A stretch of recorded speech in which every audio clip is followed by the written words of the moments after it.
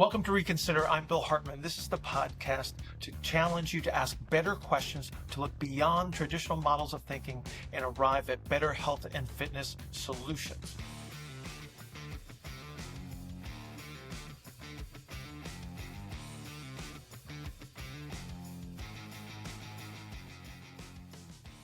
All right, well, we're just going to talk about that then.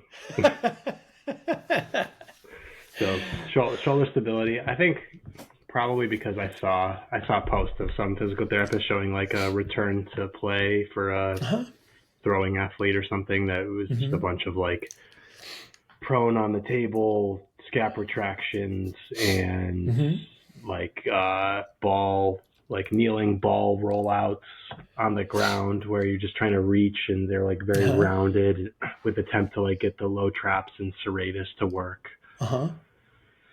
It's when I watch these things, I think about like how they're not really appreciating a lot of the things that we would be appreciating, I guess. It's like there's a lot, you can see like a lot of posterior compression is still there, and they're just like creating strategies around it. Right. I think sometimes the people get caught up in like a protocolish kind of a perspective where they say, well, we have this list of things to do, we created an order in which to do them, and then that's what we're going to do, right? So they're just kind of following the recipe, so to speak, instead of just looking at the individual and saying, well, okay, well, what is necessary under this circumstance? Have you even reestablished, think about this for a second, have you even reestablished the relative motions that are available to this person? Yeah, and that's usually there's usually a big blank look on someone's face when you talk about that. Like, be like, well, what's the range of motion? And they'll either say like, why does that matter? Or they'll be like, oh, it's fine. Like they're it's normal. What's normal? Like they have an athlete that can like circumduct their arm without pain anymore, and then they're like, okay, so then we're gonna take. I guess I don't necessarily know if this is a structural reductionist thing, but it's like we're gonna take every possible function out of the functional anatomy book for the shoulder, and we're just going to train all of the actions. So internal rotation, external rotation in various planes. You know, what does that mean? Exactly. I'm just telling you what this is. It's like been there, done that. Yeah, the idea. So the original idea of the podcast being like taking what was originally being thought and used and reconsidering it, and it's like I think of things like the thrower's 10. I think of things like, you know, all of these shoulder protocols where you're side lying and you're doing like external rotations while you're squeezing a towel. Like all of these things that were designed to try to like strengthen the rotator cuff, which is just a series of muscles that help stabilize the shoulder in the joint. And it's like thinking that I think one of the main issues is probably trying to approach every like injury related problem with a strength solution. Like, oh, well, that thing is weak, so if we strengthen it, it won't hurt anymore. Is it so? Let's just say this: it's like there's nothing that's necessarily bad. It's a matter of how you're framing it and why you're doing it in the first place. So the classic pad under the elbow, rubber bandy external rotations. So if you say that you're strengthening the rotator cuff under that circumstance, maybe you're improving force production, right? But under the circumstances where it doesn't seem to make an impact, like why doesn't it? Because there's an element that is missing within this framing as to what is moving relative to what. So if I perform that activity and I can create relative motion between the scapula and the humerus and relative motion between the thorax and the scapula, I'm going to be infinitely more successful than if I pin a scapula to a thorax and merely go through the motion. So one of the reasons why you put something under the elbow in the first place is actually to put the extremity into a position where relative motion exists. So if you pin your arm to your side, okay, by definition, this is going to be middle propulsion. And this is actually a place where there's very little to no relative motion available. So if I'm doing this motion, right, with my arm and the rubber band, and I don't have the extremity positioned where relative motion even exists, what are you doing? Well, you're creating an orientation into ER, which means that you're also creating an orientation into internal rotation via the cervical spine, right? And then you're compressing the thorax anterior to posterior. That's not even remotely what your intention was when you started that activity, but that's exactly what's happening. And so now, if we can define what's actually happening during that activity, then we can say, okay, when is this context the best? So early on in rehab, those exercises could be, I'm not saying they are, could be useful in actually restoring some of the relative motions between segments that need to move relative to one another.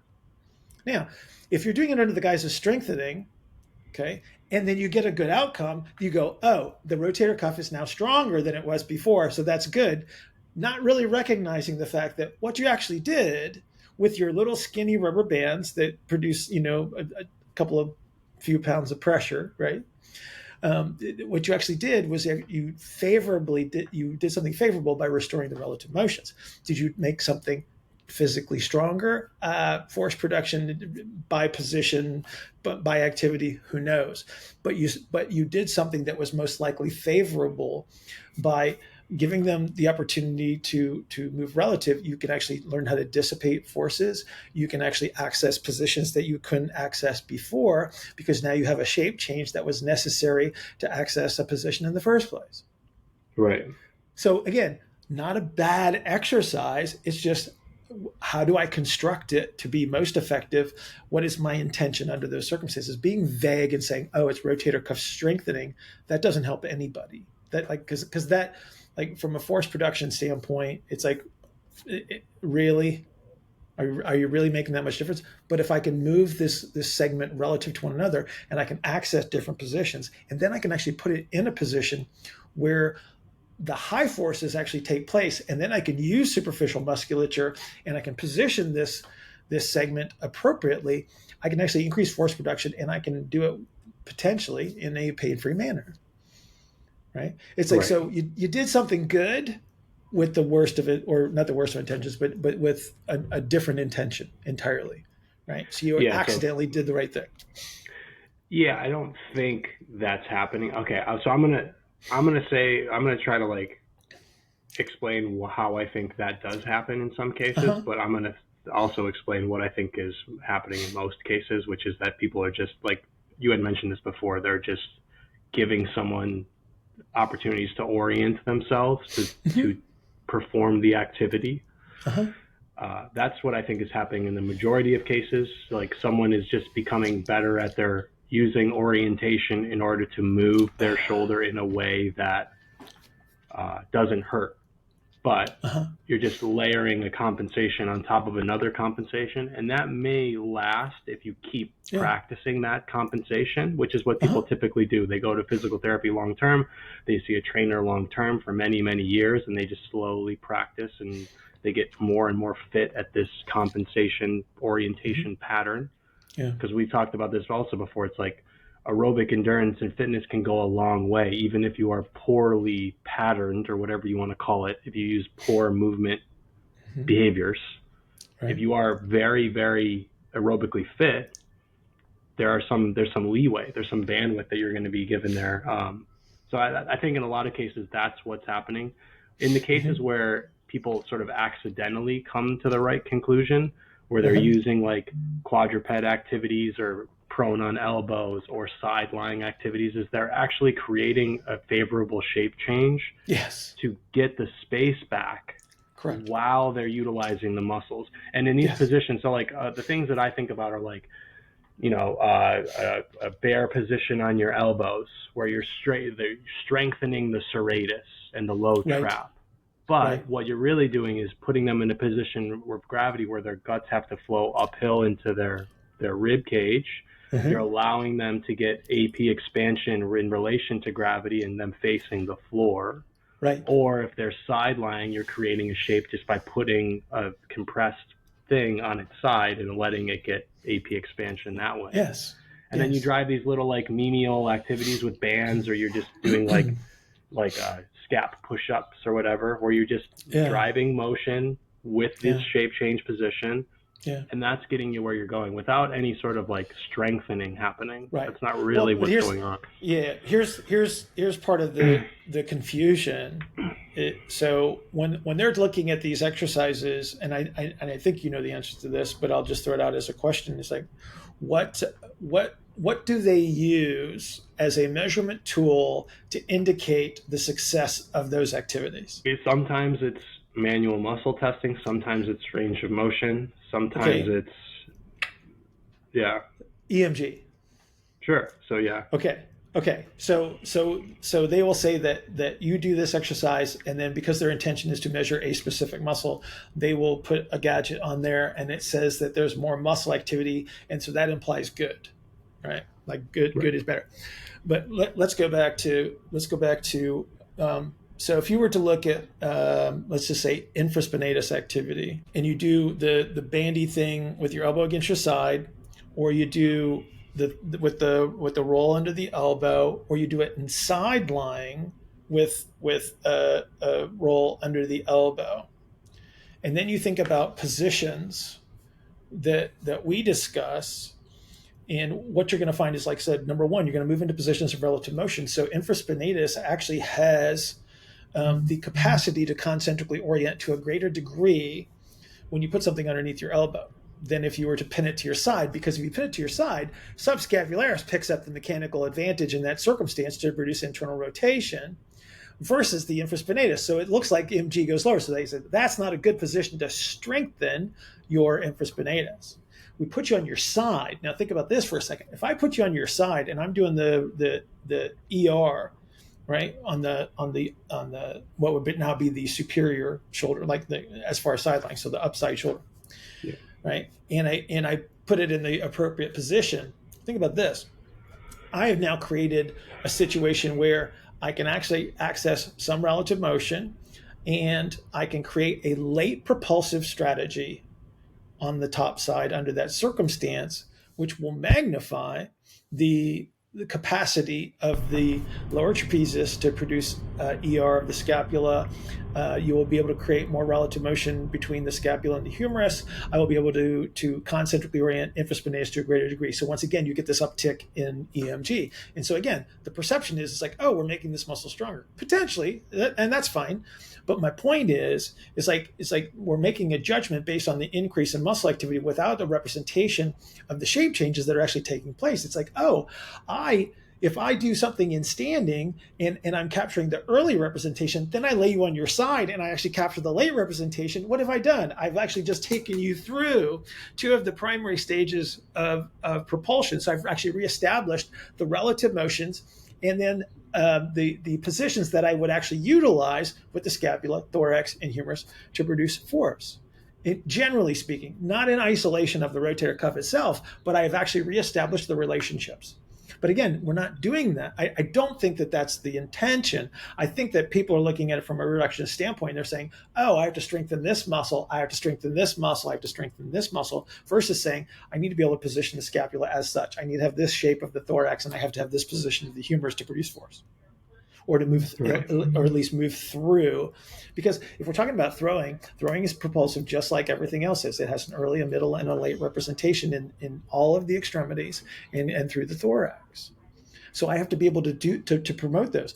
So it's like, again, people say, well, what difference does it make? Well, the difference is your intention, which means that you can be more accurate with your interventions. You can have consistently better outcomes with your interventions if you're associating it with the right structure and the right movement behaviors, versus just defaulting into, well, it's rotator cuff strengthening. Right. Because if that's your representation, when you get somebody that would be, say, non-surgical, like the classic shoulder impingement-y kind of a thing, they always blame the rotator cuff for being weak. When the reality is, it's like you never had access to relative motions, you didn't have access to the positions, because that's what the determining factor is.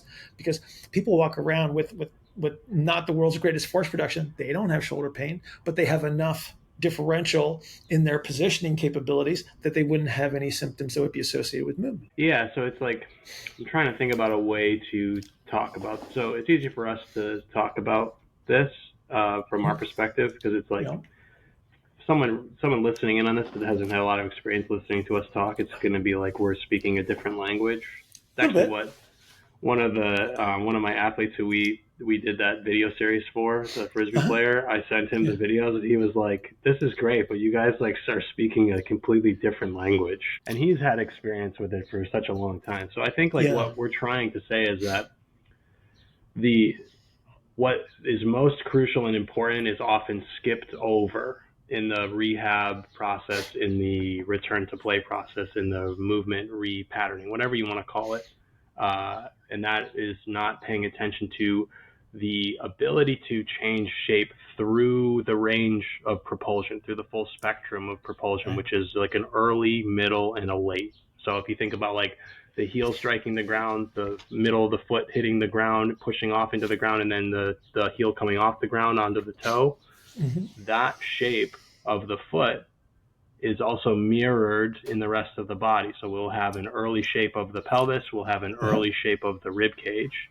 Correct. If I don't have the capacity to create those shapes through this spectrum of propulsion, something will have to work aberrantly or in a compensatory way, and that's when I can have like some type of failure of tissue. So a biceps tendonitis, posterior impingement, an anterior impingement, an AC joint issue, like all of these things happen because the underlying structure, the underlying shape change needed to move through space is missing. It's like lacking in its ability to do these things that I'm saying. Right. Yeah. The problem, however, when we're talking about sports in general, is that these compensatory strategies can magnify performance in what we would consider a favorable way. So, throwing 100 miles an hour is a potential gift from the gods on some level, right? Running 100 meters in 9.7 seconds. Yeah, but how you do it is also an issue. You probably didn't see this, but the most recent, I think World Championship track meet, it was like they were running into a headwind and people were running 9.8. So that's unbelievable. 9.7 is coming. Like people, and they keep saying like, "Oh, these numbers are impossible to exceed," and it's just like, I don't know, man. I remember when I think it was. I always default like to the Ben Johnson, Carl Lewis kind of a era, where they were going head to head, and I think I think Ben Johnson ran a 9.78. Yeah. And they are like it's almost, I don't want to say casual because obviously the performances are still ridiculous, but it's like they're kissing that number all the time. I know, and it's like the Bolt would let up at the end of his races if he ran to his full ability. It'd be amazing to see what sort of numbers he could actually put up. But they're doing these things right with number one. It's like obviously as gene pools expand and more people are exposed to different sports, we get the cream of the crop kind of a thing, and then they get good training and then they evolve, and so that's why we always see these higher levels of performance. But go ahead. Sorry, before we go on, I think it would be good to. So what you're talking about is shape changes that, in a health perspective, might not pay dividends in the long run because it might lead to some type of issue. But when it comes to athletics, if I can create a shape, either be compensatory or not, that allows me to be closer to that force producing shape that I need, then that could be a big advantage. Yeah.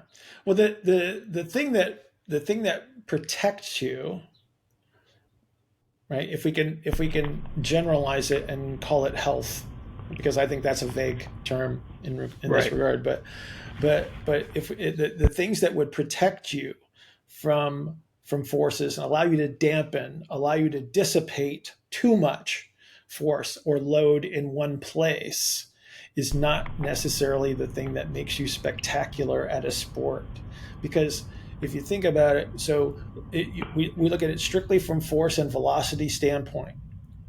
Producing either in any circumstance fulfills the performance aspect of it, because it doesn't matter how you produce it as long as you produce it from a performance aspect. And again, if we use throwing as an example, it's like to throw 100 miles an hour is, like I said, it's amazing, but you got to tie a lot of stuff together. You got to rely on a tremendous amount of tissue behavior, because that's where the energy is stored and released to the greatest degree. Like you turn your body into a giant whip and you snap the ball out of your hand, and then the ball spins and travels at 100 miles an hour. It's like, it doesn't matter how that occurred as long as the application of force into the ball is appropriate, right? So Yeah. I could do that with an exaggeration of ER and IR orientation, be incredibly successful, but now at what consequence?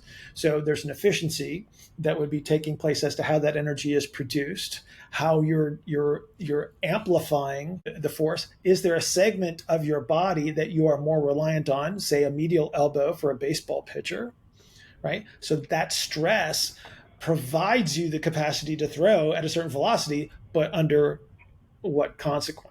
Right? It's like, how many of those throws can you do before you have a structure that gives way, right?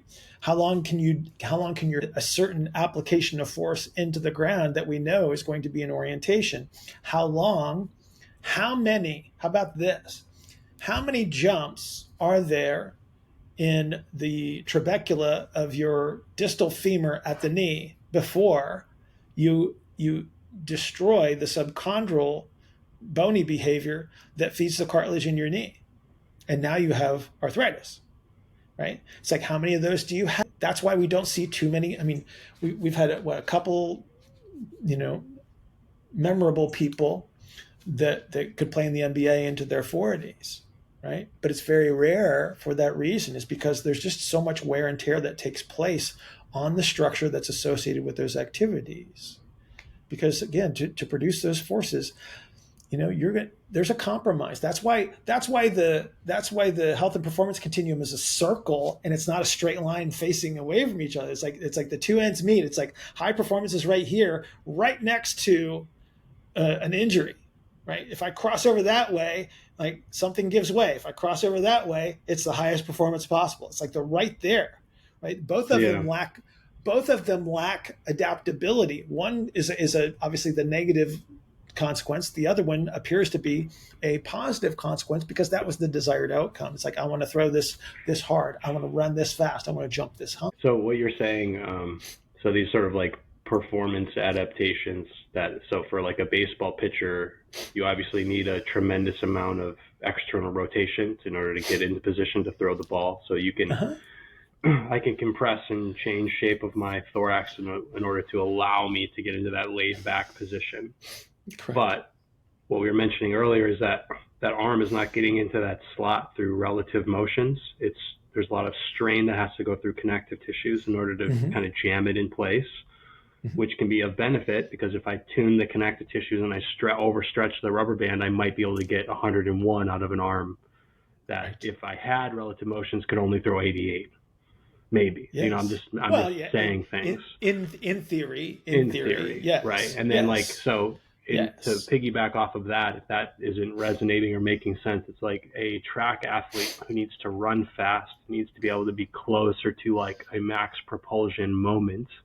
So they're going to anteriorly orient. You're going to see this in a lot of track athletes. Anteriorly orient the hell out of their pelvis so that they can point. They're going to try to get IR into the ground as quickly and as rapidly as possible.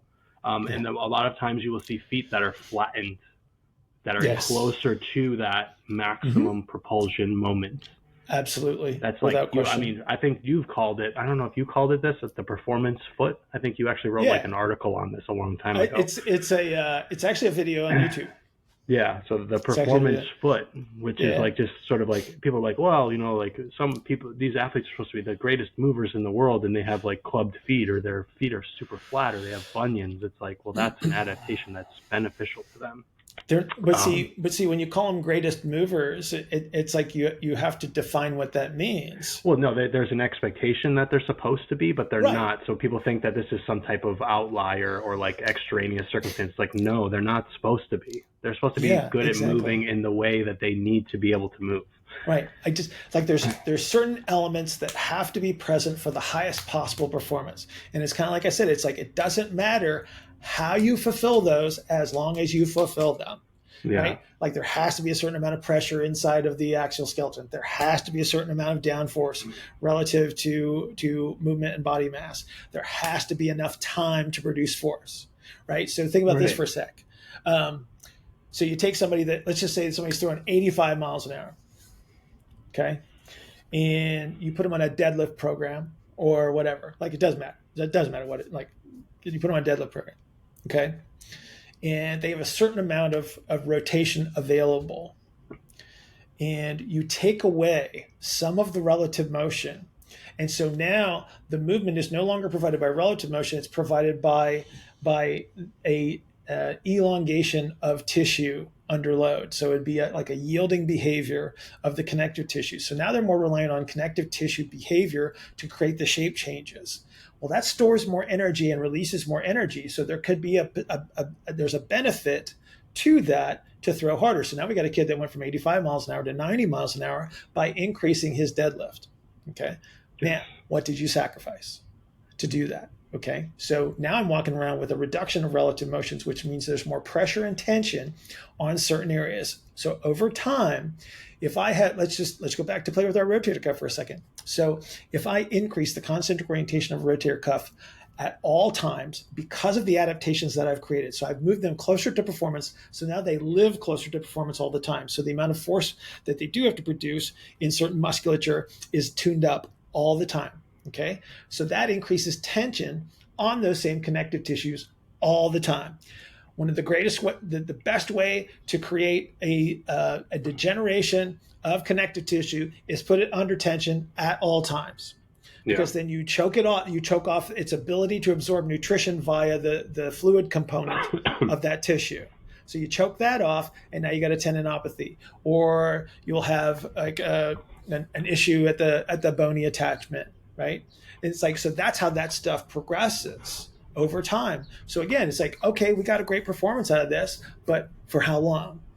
That's always the concern. And it's like there's no great easy answer here. It's not like this absolute yes, absolute no thingy. This is why we have key performance indicators that let us know what other changes are taking place. And then we have to make the decisions as grown-ups, and we have to say, okay, it's okay to move this forward. We're willing to take the risk to move this farther, or do I need to back this off? And then from a strength and conditioning standpoint, you have to say, so Joe Bob's trap bar deadlift went from 450 to 650, and his velo went down. So now I overshot the force producing capability. I actually took away something that he needed. So maybe in reducing the relative motions, I took away the time that he has to apply force to the ball, because I have to consider the impulse. So impulse is force times time. It's like, so if I want to maximize the impulse, I need a certain amount of time. So if I up his force production, but I don't have enough time to apply it over a long enough period, then I've actually reduced the impulse. And again, I have actually taken away an element of performance. By increasing performance in one realm, by increasing force production in a lift, I've actually taken away from the desired activity, which would be throwing a baseball in this circumstance. Yeah. So, and I think I'm going to give an example that I've experienced with an athlete in the past when I was working in like collegiate athletics. You have like a left-handed pitcher, throws in the, high 70s, low 80s in high school, really great sort of prospect, like coming up, gets a lot stronger over the summers, going into college with strength and conditioning program, puts maybe 5 miles an hour on his ball. Everyone's super excited, obviously, because all they needed to do, obviously, was get stronger. But as the years go on, by their sophomore year of college, they're not even playing anymore because all of a sudden their trap bar deadlift keeps going up, but their velocity and more importantly, his ability to track the ball has gone away. It's like he's starting to throw slower. He's starting to have less control of his pitching ability because of this like overemphasis on these compressive activities, which might, like you had said, it might initially allow there to be a little bit more of a springier response from the connective tissues, which is stressful. Like that.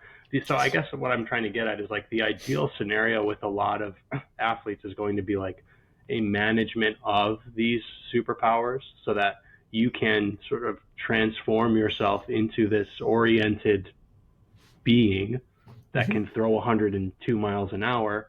But after that, can you get your shape back to allow for, you know, we talk about tidal volume, we talk about like heart rate variability, like all of these markers of recovery that we can think about, like you have to be able to have that too. So that is like a very fine line.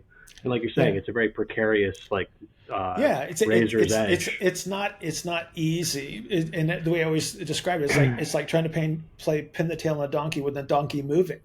Yeah.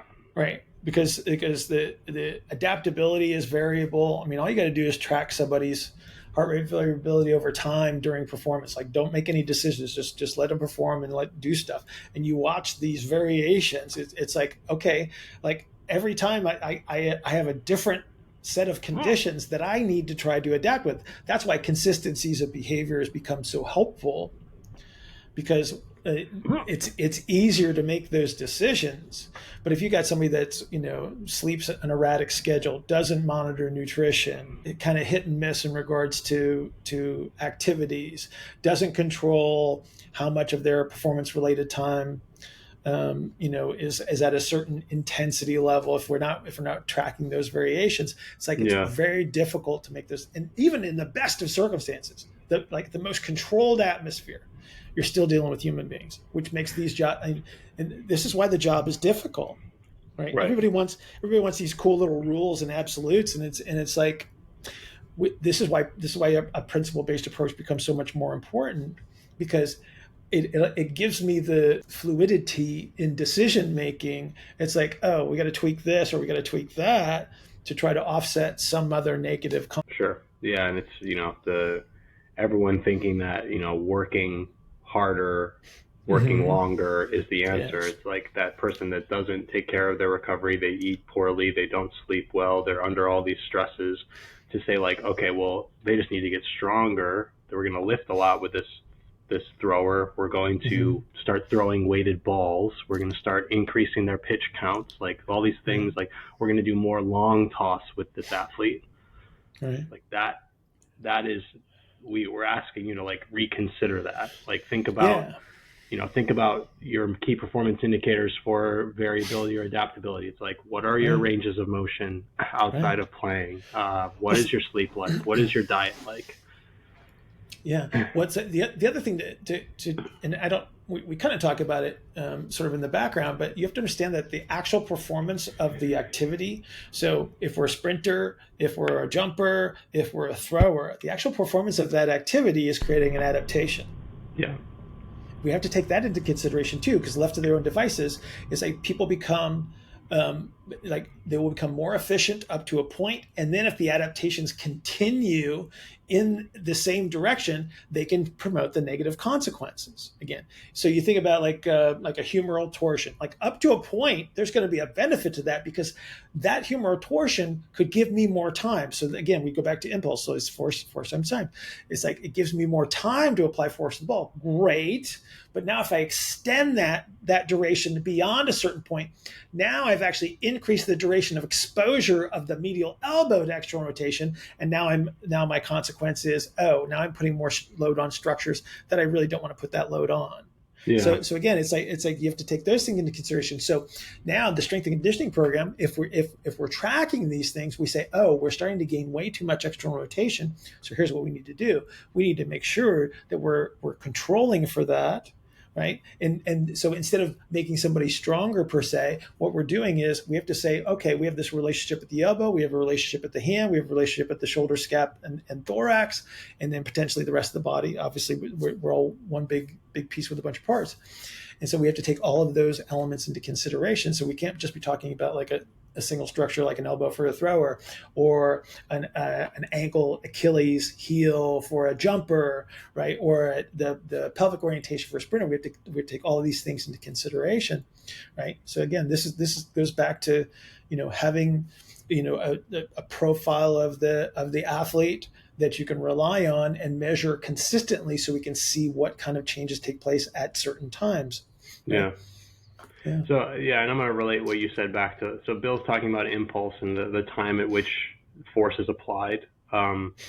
As you get, so harking back to the example of like athletes getting stronger, their numbers going up in the gym, the amount of reps that they can do with certain exercises going up, all of this accumulates time under tension. So if I'm able to take, if I'm able to lift a lot heavier of a weight, that is usually going to require me to exert force into the weight to move it over longer periods of time, and usually in not very advantageous positions, and usually in positions in which I'm very compressed. My entire body is very compressed. So an example would be like a trap bar deadlift or a back squat, something where, or like a pull-up, something where a large percentage of my body is squeezing very hard at the same time over long periods. So like initially you can only do 2 pull-ups, and now you can do 25. But if you're doing 25 pull-ups, I'm squeezing the system the entire time I'm in that 25 pull-up set. So yes, you are way stronger, but you are adding this force over a longer period of time, which can have negative secondary consequences. Yeah, the goal with training for performance is to improve the performance of the desired activity, not necessarily just to maximize the performance in the supplementary activity, right? Yeah. So if being able to do 10 chin-ups improves your ability to run fast and jump high, and you get up to 20, and that can actually have the negative secondary consequence now, because now it's too much of a good thing for the chin-up performance, but it doesn't enhance the end desired outcome for the activity of performance. Yeah. Like that's what strength conditioning is supposed to make you better at something else, not to make you better at strength conditioning. Right. Yeah, it's like these general qualities that need to be good enough. Because it's like if you have, it's always like an argument to have with strength and conditioning coaches. Like if you have if you have an incredibly talented player on your team, like don't get in their way. Like use what you're doing in the gym as a supplement too. So maybe they're not doing a lot of the things that the other teammates are doing, but they're like they're very good at the sport. Like don't mess that up. Yeah, there's some people that are just great. Yeah, as they are, and you don't need to do a whole lot, right? Yeah, you just need to make sure that they're not going too far in any direction. It's like just kind of keep them where they are. Yeah. Right. Yeah.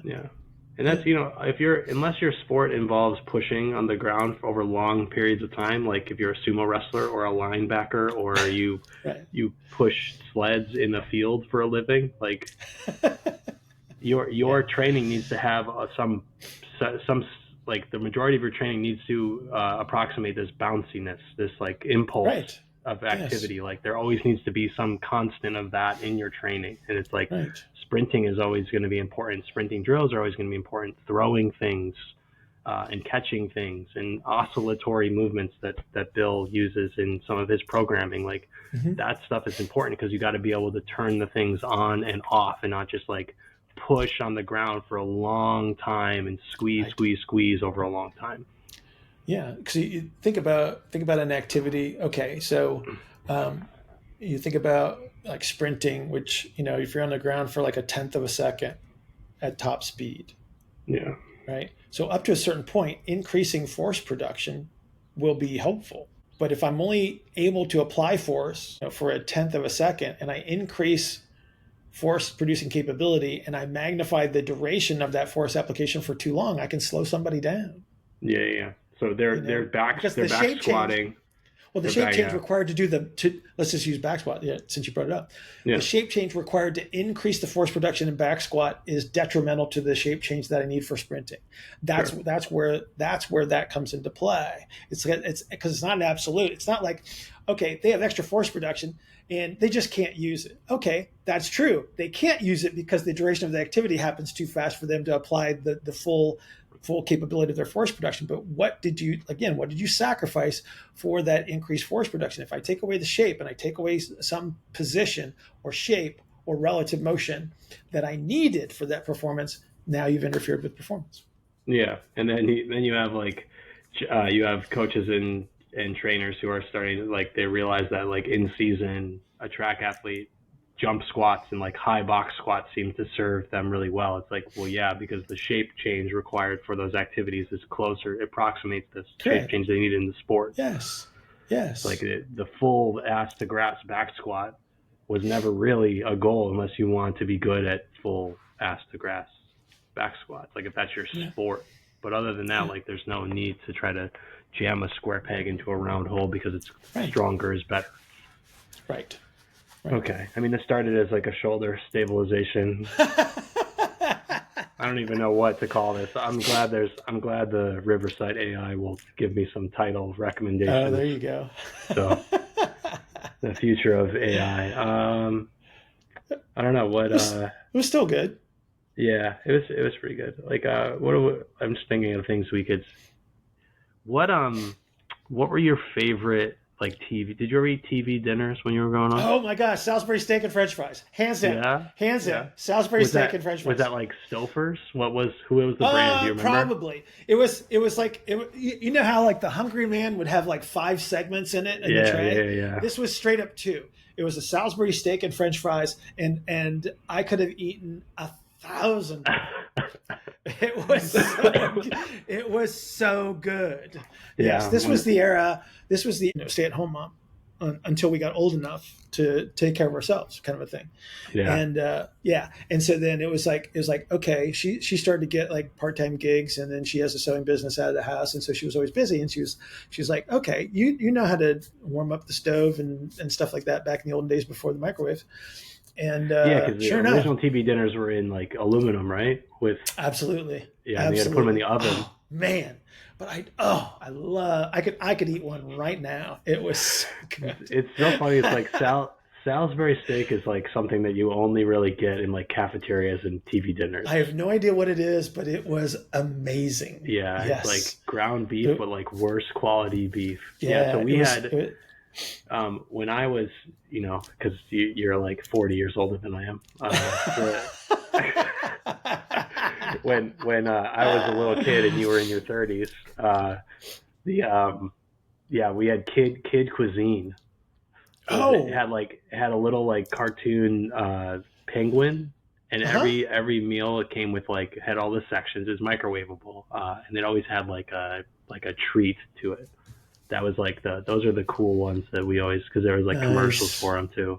Yeah. So if you have, I would also like to know the international folks that are watching this, if they had anything like that, if they had TV dinners. That's a really good question. I would think that they would. If you lived in Germany or Austria or France or something, did you guys have TV dinners 20, 30 years ago? I'm so hungry for one of those right now. Salisbury steak and crinkle cut French fries and Salisbury steak in if it was in the oven, in an aluminum tray. Yeah. Oh, you sweet. Just burn your hands trying to grab it out of there. Yes. You can watch your Brady Bunch episodes. There you Salisbury steak. Salisbury steak. But see, I was watching Brady Bunch in real time, like episode to episode. It's not on the streaming syndication. Yeah, syndication.